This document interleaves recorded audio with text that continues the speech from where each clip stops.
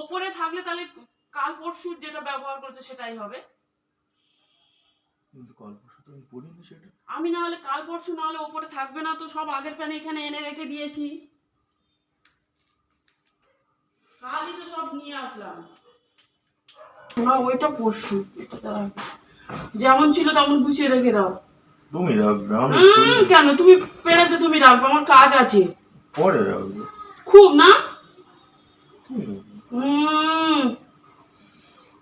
এই তুমি বউকে করো কাজ বাড়ি আর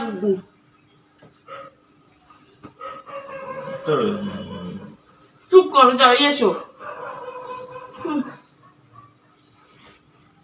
গিফট দিয়েছি কত বড়, চুপ করো।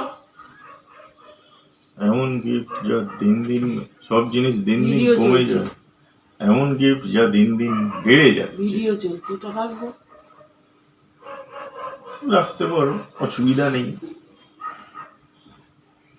কি ভয়ঙ্কর গিফট ভাবো, গার্ডার টানলে বাড়ি। এসো আমি ঘর বাড়িটা ঝাড় দিই। কোন জামাটা পরবে বের করে নাও। ওই নীল জামাটাই পরো না, সবসময় পিঙ্ক কালারের হালকা জামাটা ছাড়া পরবে। ওই জামাটা কবে যেন কিনেছ? জন্মদিনে দিয়েছিল আর বছর। আরে গত বছর পূজোয় তৈরি করেছে। এটা জন্মদিনে দিয়েছিল। এটা পূজোর জামা। ওই ইয়েলো কালারটা বাবার জন্মদিনে দিয়েছিল, আমার মনে আছে। জন্মদিনে কোনো ইয়েলো কালারের জামা কোথায় ওখানে? ওই তো গেঞ্জিটা। গেঞ্জিটা জন্মদিনে। সেটা প্রথম বছর, এখানে যে বছর না আসে। না না না, সেটা অন্য, সেটা এইটা।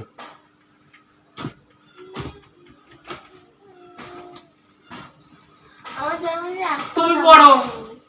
তোর জন্মদিন কিছু করা হবে না। এমআই থেকে চলে যাবো। বোতলগুলো ফেলো না, আবার কাজ বাড়াচ্ছে আমার। এই প্যান্টটা নামার জন্যই তো করছিলে। এই উপরে হ্যাঁ হ্যাঁ করে দেবো। মোটর চালাই, চালাও, আমি তো কাল বলে রেখেছি, অসুবিধা নেই। চালাবে না? আচ্ছা চালাও।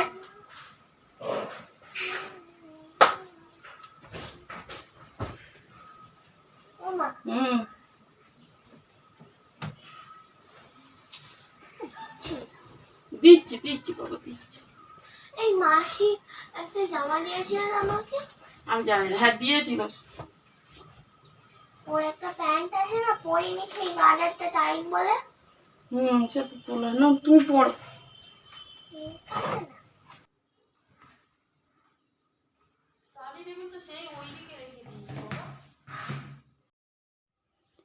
সকাল সকাল বরের সাথে খুব করে ঝগড়া করলাম।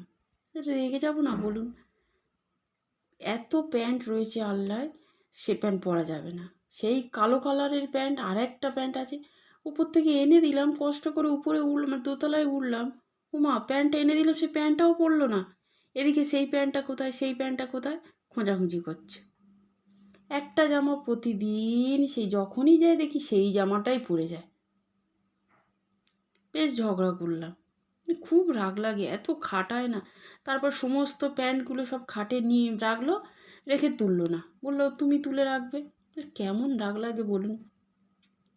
আমার বরটা না একদম কাজ করে না, মানে সংসারের কাজ একদম করবে না, মানে এত রাগ লাগে না। সবার বরেরা দেখি কত সাহায্য করে বউদের, আমার বর আমাকে একদম সাহায্য করবে, সংসারের একটা কাজও করে না, এমন দুষ্টু বর। এনে সকালবেলা খুব ঝগড়া করেছি, তুমুল ঝগড়া করেছি। আর জানেন তো এখনকার বাচ্চাদের সঙ্গে সত্যি পারা যায় না, আমরা মারাই বোকা হয়ে যাচ্ছি। এই দেখুন আমার মেয়েটা, আমি ভাবলাম মেয়েটাকে আমি জব্দ করতে পেরেছি, না স্কুলে যেতে দিইনি, বলি তুই বাড়িতে থেকে একটু পড়াশোনা কর, এখন পরীক্ষার সামনে, এখন বাড়িতে পড়।